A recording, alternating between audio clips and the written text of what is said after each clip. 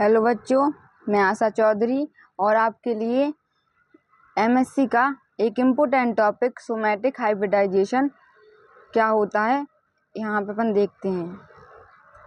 इसमें क्या होता है, 2 प्लांट लिए जाते हैं। एक लिया जाता है पोटैटो, एक टमाटो। ठीक है, पोटैटो और टमाटो के 2 प्लांट लिए जाते हैं। फिर दोनों के अलग अलग जी क्लोरोप्लास्ट लिए जाते हैं, ये पोटैटो का और ये टमाटो का। ठीक है, पोटैटो और टमाटो के 2 प्लांट लिए, उनके दोनों के क्लोरोप्लास्ट को आपस में फ्यूजन करवाया तो दोनों के क्लोरोप्लास्ट मिल गए। इसे क्या बोलेंगे, हेट्रोकैरियोन और प्रोटोप्लाज्म फ्यूजिंग। और जब इसके बाद आगे की प्रक्रिया हुई तो यहाँ पे क्या हुआ, हाइब्रिडाइज हुआ।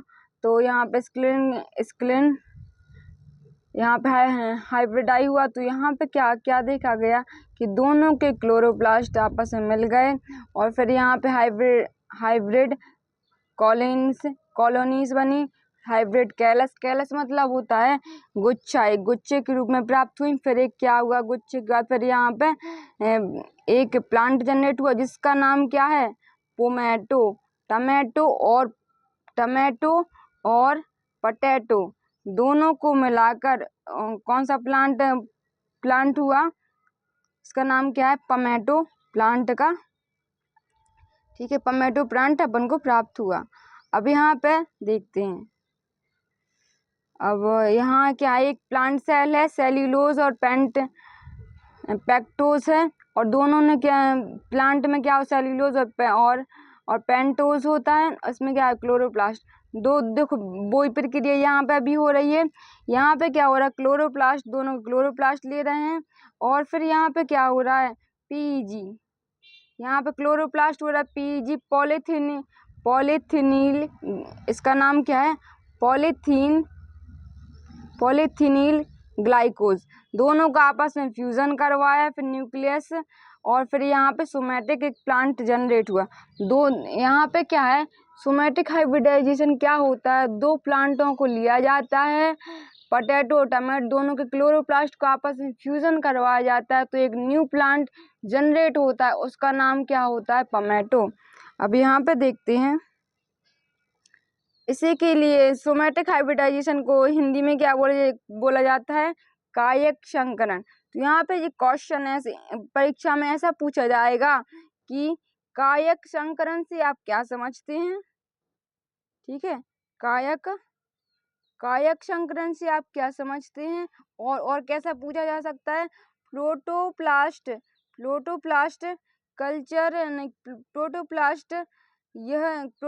कल्चर, यह ऊतक संवर्धन की वह प्रक्रिया जिसमें पौधों के निर्माण हेतु 2 अलग अलग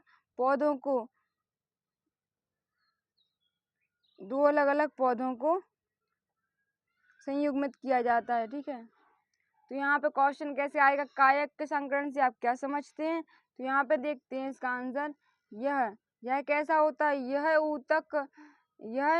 ऊतक संवर्धन की वह प्रक्रिया है जिसमें पौधों के निर्माण हेतु 2 अलग अलग पौधों के स्वतंत्र कोशिकाओं को संयुग्मित कराकर द्विगुणित कायक प्रोटोप्लास्ट वाली कोशिका प्राप्त की जाती है तथा उससे नए द्विगुणित संकरण पौधों को विकसित किया जाता है, उसे ही कायक संकरण कहते हैं। ठीक है, बताया था 2 अलग अलग प्लांट लिए, उनके दोनों के क्लोरोप्लास्ट का अपन फ्यूजन करवाया गया तो एक न्यू प्लांट अपन को प्राप्त हुआ, उसे ही सोमैटिक हाइब्रिडाइज या फिर कायक संकरण कहते हैं।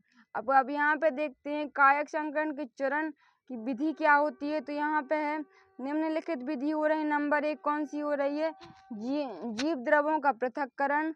दूसरी क्या हो रही है, पृथक्कृत जीव द्रवों का संयोजन। तीसरा हो जाएगा संकरण, जीव द्रव की पहचान एवं चयन। चौथा क्या हो जाएगा, संकर कोशिका का पोषण माध्यम पर संवर्धन। और 5वां हो जाएगा संपूर्ण पादप पुनर्जनन। नंबर 1 क्या है, नंबर 1 है जीव द्रवों का पृथक्करण। इसमें क्या होता है, पौधों के किसी भी भाग के जीवित कोशिकाओं से जीव द्रव का पृथक्करण किया जा सकता है, लेकिन पत्तियों के मीजोफिल कोशिकाओं को आदर्श विपरीत के रूप में प्रयोग किया जाता है। दूसरा क्या है, यहाँ पे पॉइंट दिए हैं जीव द्रवों का पृथक्करण में। दूसरा इसका क्या दिया है, यांत्रिक विधि द्वारा पृथक्करण में प्लाज्मोडियम कोशिकाओं के भीतर को काटकर जीव द्रव प्राप्त किया जाता है।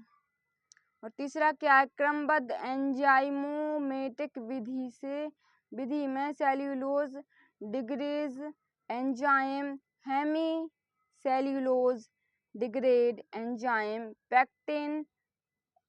पैक्टिन डिक्रीज एंजाइम द्वारा उच्चारित कर कोशिका भित्ति को विघटित कर जीव द्रव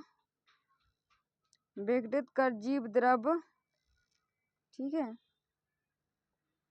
जीव द्रव को पृथक किया जाता है। तो यहाँ पे अपन देखते हैं कि जीव द्रवों का पृथक्करण कैसे, इसमें क्या है टॉपिक, जीव द्रवों का पृथक्करण कैसे करते हैं। तो यहाँ पे देखो इस डायग्राम में, यहाँ पे क्या है, एक लीफ ले ली अपन ने, एक क्या ले ली, एक पत्ती ले ली, और ठीक है, एक अपन ने पत्ती ले ली, उसको क्या करा, इसको एक में रख दिया, स्टेरिलाइजेशन इन 10 पॉइंट क्लोरेक्सिन और 10 मिनट के लिए, और एथिनॉल 1 मिनट एंड 0.4 से 5 और रख दिया इसके लिए स्टेरिलाइज, मतलब केमिकल एथिनॉल वगैरह डाल के उसके लिए साफ कर लिया कि उसके अंदर के बैक्टीरिया खत्म हो जाए। फिर क्या करा 3 और 4 time rushing with distil bottle, उसके लिए डिस्टिल बॉटल से 3 और 4 बार धो लिया कि उसके पूरे बैक्टीरिया खत्म हो जाएं। फिर उसमें क्या करा अपन ने, फिर उसके लिए अपन enzyme treatment and included at 24 से और 26 डिग्री फॉर 16 घंटे के लिए 24 और 26 डिग्री सेंटीग्रेड पर उसके लिए रख दिया। ठीक है, उस पत्ती को, ठीक है, एंजाइम ट्रीटमेंट के लिए रख दिया। कितने, 16 से 18 घंटे रखना पड़ेगा उसके लिए। अब फिर क्या होगा, यहाँ पे फिर क्या होता है, यहाँ आइसोलेशन, यहाँ पे देखो एक परख नली में डाल दिया उसके लिए, तो यहाँ पे क्या हो गया, आइसोलेशन प्रोमेटोप्लाज्म, ठीक है, प्रोटोप्लाज्म, आइसोलेशन प्रोटोप्लाज्म प्राप्त हुआ। और फिर यहाँ पे देखा गया, ठीक है, अपन के लिए एक लीफ ली, पहले देखो यहाँ पे एक लीफ ली, उसके लिए डिस्टिल बॉटल, उसके लिए एथेनॉल और क्लोरेक्सिन में उसके लिए रखा गया। और फिर यहाँ पे फिर नेक्स्ट है, यहाँ पे डिस्टिल बॉटल से उसके 3-4 बार धो दिया, धोने के बाद 16 से 18 घंटे उसे एंजाइम ट्रीटमेंट के लिए रख दिया गया। तो फिर क्या हुआ, आइसोलेशन प्रोटोप्लास्ट प्राप्त हुआ।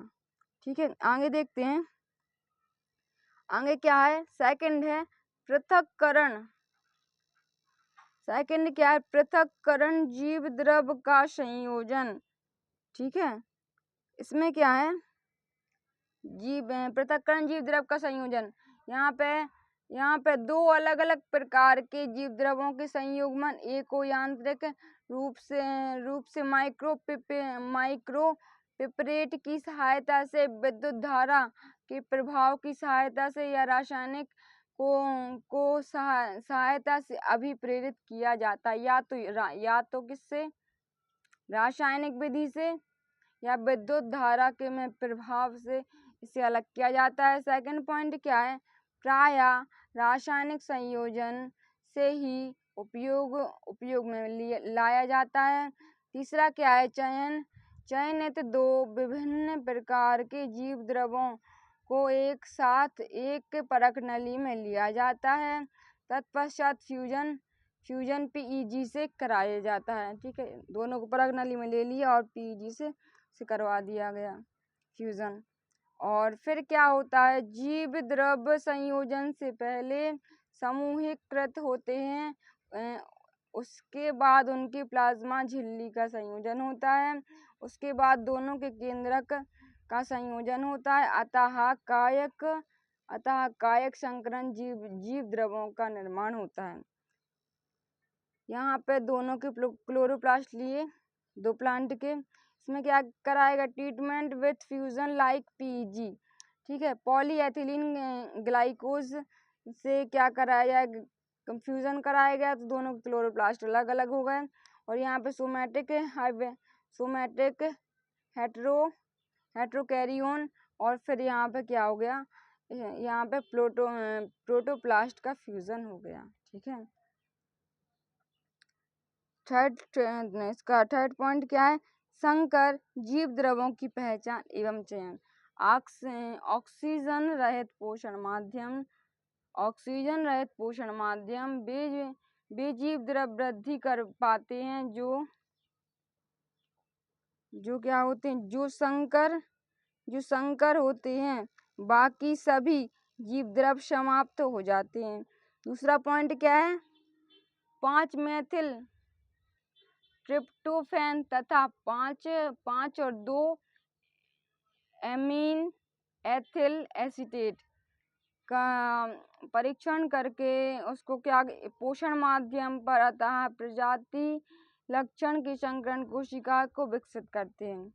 और यहाँ पे क्या है, काओ ने 1977 में क्या करा, सूक्ष्मदर्शी की सहायता से इसे देखा, ठीक है।